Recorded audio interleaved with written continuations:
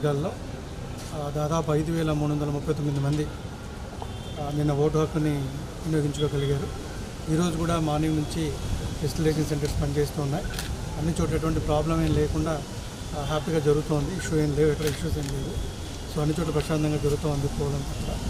So రేపు especially Bapatla engineering కాలేజ్లో ఇతర జిల్లాల్లో ఓటు ఎవరైతే ఉన్నారో వాళ్ళకందరికీ కూడా డిస్టిలేషన్ సెంటర్ ఏర్పాటు చేశాము.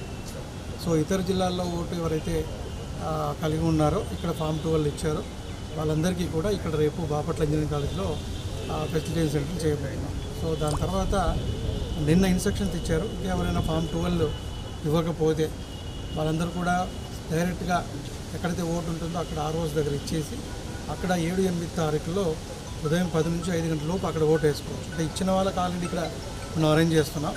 ఇవ్వని వాళ్ళు ఎవరంటే డైరెక్ట్గా RO దగ్గరికి వెళ్ళి ఇచ్చేసి అక్కడ ఓటు వేసుకోవచ్చు. ఈ ఫెసిలిటీస్ కూడా ఇవ్వడం జరిగింది.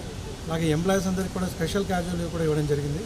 ఎవరైనా వేరే చోటుకి వెళ్ళి ఓటు వేయాలనుకుంటే ఇతర జిల్లా ఇతర ప్రదేశాల్లో వాళ్ళందరూ స్పెషల్ క్యాజువల్ అవైల్ చేసుకొని వెళ్ళి ఓటు వేసుకోవచ్చు.